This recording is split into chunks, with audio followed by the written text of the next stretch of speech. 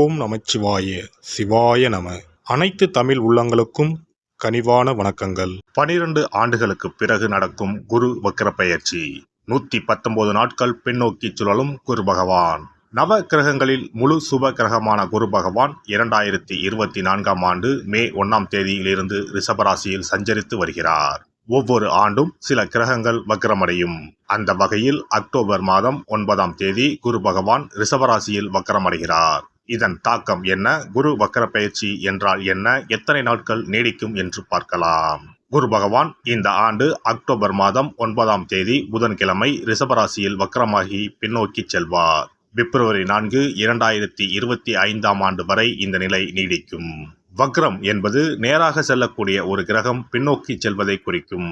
ரிஷபராசியில் சஞ்சரிக்கும் குரு பகவான் அடுத்து மிதுன ராசிக்கு செல்லாமல் பின்னோக்கி ரிஷபத்தில் ரோகிணி மற்றும் கிருத்திகை நட்சத்திரத்தில் சுழல்வது குரு வக்ர பயிற்சியை குறிக்கும். ஒவ்வொரு ராசிக்கும் குரு வக்ர பயிற்சி கணிசமான தாக்கங்களை, நல்ல பலன்களை அல்லது தடைகளை ஏற்படுத்தலாம். ஆனால் பொதுவாக குரு வக்ரம் அடைவது என்பது சுப காரிய தடை, விரிவாக்கம், வளர்ச்சி போன்றவற்றில் பாதிப்பு ஏற்படும். இந்த ஆண்டு குரு பெயர்ச்சி எந்த ராசிகளுக்கு நற்பலன்களை தந்ததோ, அதிர்ஷ்டமான பயிற்சியாக இருந்ததோ அந்த ராசிகள் குரு வக்ரமாகும் 4 மாத காலத்தில் குறைவான அளவு நற்பலன்களை பெறுவார்கள். இந்த ஆண்டு குரு பெயர்ச்சி பலன்களில் எந்த ராசிகளில் குரு பகவான் எதிர்மறையான தாக்கம் ஏற்படுத்தினாரோ அந்த ராசிகளுக்கு வரும் 4 மாதம் அமோகமான பலன்கள் கிடைக்கும். அக்டோபர் 9 முதல் குரு வக்ர பயிற்சி தொடங்குகிறது. நவம்பர் 15 வரை சனி வக்ர பயிற்சி நீடிக்கிறது.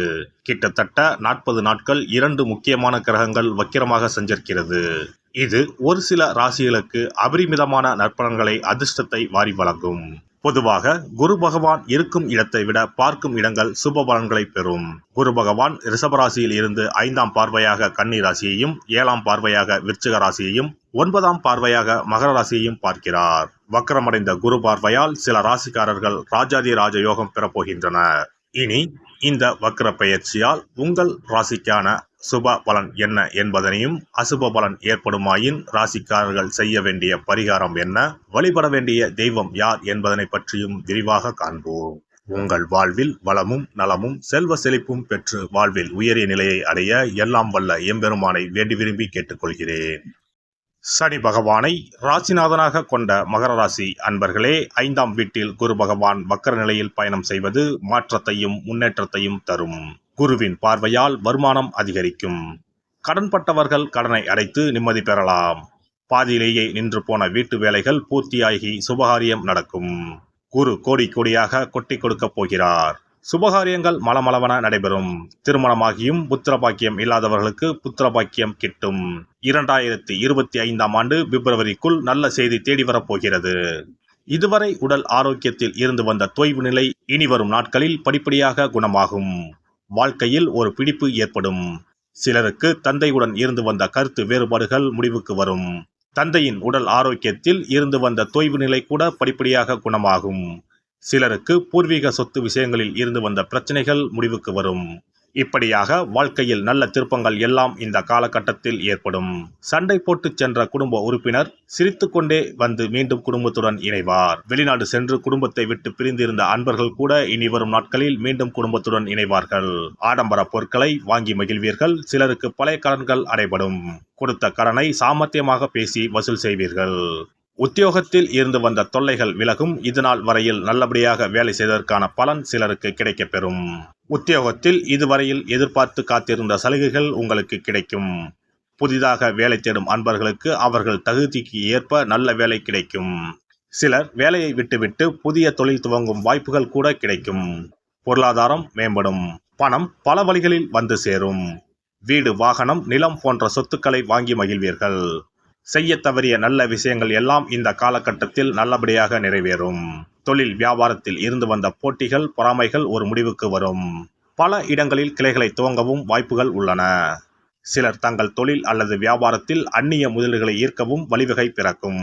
புதிய நல்ல கூட்டாளிகளை பெறவும் இடம் உண்டு. மொத்தத்தில் இந்த காலகட்டத்தில் தொழில் ரீதியாக நல்ல முன்னேற்றத்தை நீங்கள் பெறுவீர்கள். 7.5 சனியின் தாக்கம் இருப்பதால் முடிந்த வரையில் யூக வணிகத்தில் அதிக கவனம் தேவை. அதுபோல முடிந்த வரையில் கடன் கொடுப்பதை தவிருங்கள். அரசியல்வாதிகள் இழந்த செல்வாக்கை மீண்டும் போராடி பெற்று விடுவீர்கள். எனினும் உங்களது பேச்சில் மட்டும் எப்போதும் கூடுதல் கவனம் இருக்க வேண்டும். விவசாயிகளுக்கு அதிக அலைச்சல் மற்றும் சோர்வு ஏற்பட்டாலும் கூட தங்களது உழைப்பினால் இறுதியில் முன்னேறுவார்கள். கலைஞர்களுக்கு நல்ல வாய்ப்புகள் கிடைக்கப்பெறும். சிலர் வெளிநாடுகளுக்கு சென்று தங்கள் கலை நிகழ்ச்சிகளை மேற்கொள்ள வழிவகை பிறக்கும். பெண்கள் புதிய ஆடை ஆபரணங்களை வாங்கி மகிழ்வீர்கள். திருமணம் போன்ற சுபகாரிய பேச்சுவார்த்தைகள் கூட இறுதியில் மகிழ்ச்சி தரும். அலுவலகத்திற்கு செல்லும் பெண்களுக்கு எதிர்பார்த்து காத்திருந்த சலுகைகள் கிடைக்கும். மொத்தத்தில் பெண்களுக்கு பெரும்பாலும் நல்ல பலன்கள் தான் ஏற்படும். மாணவ மாணவியர்கள் முயற்சி செய்தால் வாழ்க்கையில் பல சாதனைகளை செய்வீர்கள். போட்டி பந்தயங்களில் வெற்றி பெற்று பரிசுகளை வெல்வீர்கள்.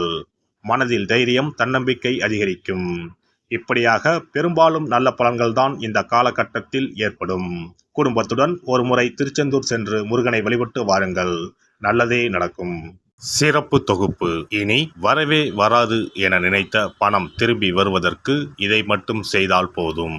நாம் கஷ்டப்பட்டு சேர்த்த அல்லது சம்பாதித்த பணத்தை யாரையாவது நம்பியோ அல்லது அவர்களுக்கு உதவி செய்வதற்காகவோ கொடுத்து ஏமாந்து இருக்கலாம். அப்படி இழந்த பணத்தை திரும்ப இனி வரவே வராது என நினைத்த பணத்தை கூட சில எளிய தாந்திரீக பரிகாரங்களை முறையாக செய்தால் திரும்ப பெற முடியும்.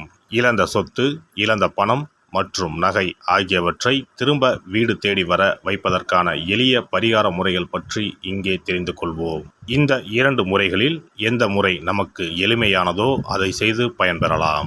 வாங்கிய பணத்தை திருப்பி கொடுக்க முடியாமல் கடன் தொல்லையால் அவதிப்படுபவரை போல் பணத்தை கொடுத்துவிட்டு அதை திரும்பி வாங்க முடியாமல் தவிப்பவர்கள் அதிகம் இருக்கத்தான் செய்கிறார்கள். யாராவது அவசரம் என பண உதவி கேட்கும்போது நட்பின் அடிப்படையிலோ அல்லது இருக்கப்பட்ட சிலர் பணம் கொடுத்திருப்பார்கள். ஆனால் பணம் வாங்கிய நபரோ அந்த பணத்தை திருப்பி தராமல் இழுத்தடிக்கலாம். பணம் தர வேண்டிய நபருக்கு சூழ்நிலை காரணமாக பணம் வராமல் உங்களுக்கு திருப்பி தர முடியாமல் இருக்கலாம். அல்லது அந்த நபர் பணத்தை திருப்பி தரும் எண்ணமே இல்லாமல் இருக்கலாம். நீங்களும் பல முறை பணத்தை கேட்டு சலித்துவிட்டு இனி அந்த பணம் நமக்கு வரவே வராது என நினைத்து பணத்தை திருப்பி வாங்குவதற்கான முயற்சியை கூட கைவிட்டிருக்கலாம். இப்படி கொடுத்த பணம் திரும்பி வரவே வராது என நினைத்த பணத்தை உங்களிடம் பணம் வாங்கிய நபரே மனம் மாறி அவராக வந்து உங்களிடம் திருப்பி தருவதற்கு சில எளிய முறைகளை வீட்டிலேயே செய்தால் போதும். பரிகாரம் 1. கற்பூரம் ஒன்றை ஏற்றி அது எரியும் சுடரின் மீது இரும்பு கலந்த ஏதாவது ஒரு தட்டினை காட்ட வேண்டும். இப்படி காட்டும்போது அந்த தட்டில் கரி படலம் ஒன்று உருவாகும்.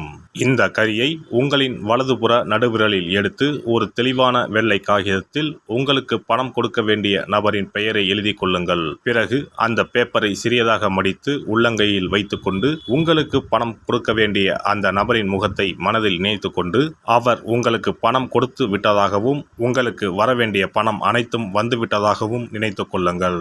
அந்த நபரின் பெயர் எழுதிய காகிதத்தை வீட்டின் பூஜை அறையில் வைத்து விடுங்கள். பிறகு அதை ஆற்றில் போட்டு விடலாம். பரிகாரம் 2. ஒரு சிறிய கிண்ணத்தில் மஞ்சளை தண்ணீர் கரைத்து எடுத்துக்கொள்ளுங்கள். ஒரு குச்சியால் அந்த மஞ்சளை தொட்டு வெள்ளை காகிதத்தில் பணம் தர வேண்டிய நபரின் பெயரை எழுதி கொள்ளுங்கள். ஓம் ஸ்ரீ கார்த்த வீர்யாஜுனாய நமக என்ற மந்திரத்தை 27 முறை சொல்லி பணம் கொடுக்க வேண்டிய நபர் உங்களுக்கு தர வேண்டிய பணம் அனைத்தையும் கொடுத்து விட்டதாக நினைத்து வேண்டிக் கொண்டு அந்த காகிதத்தை சுற்றி வெள்ளை நூலால் கட்டிவிட வேண்டும். பிறகு அந்த காகிதத்தை ஆற்றிலோ கடலிலோ போட்டுவிட வேண்டும். இந்த 2 முறைகளில் யாருக்கு எது வசதியோ அந்த முறையில் பரிகாரத்தை செய்யலாம். ஏதாவது ஒரு முறையை பின்பற்றினால் போதும். 2 முறைகளிலும் செய்ய வேண்டியது கிடையாது. இந்த பரிகாரத்தை தெற்கு நோக்கி அமர்ந்து செய்ய வேண்டும். இந்த பரிகாரத்தை நம்பிக்கையுடன் தொடர்ந்து செய்து வந்தால் கண்டிப்பாக வராது என நினைத்த பணம் விரைவில் உங்களின் வீடு தேடி வரும். எல்லாம் வல்ல இறையருளால் நீங்களும் உங்கள் அன்பு குடும்பமும் உடல் நலம், நீலாயுள், நிறை செல்வம், உயர் புகழ், மெய்ஞானம் ஓங்கி வாழ்க வளமுடன். இந்த வீடியோ பதிவு உங்களுக்கு பிடித்திருந்தால் லைக் பண்ணுங்க, கமெண்ட் பண்ணுங்க, ஷேர் பண்ணுங்க, மறக்காம சப்ஸ்கிரைப் பண்ணுங்க, பக்கத்துல இருக்கிற பெல் பட்டனை கிளிக் பண்ணுங்க. நன்றி, வணக்கம். ஓம் நமச்சிவாய, சிவாய நம.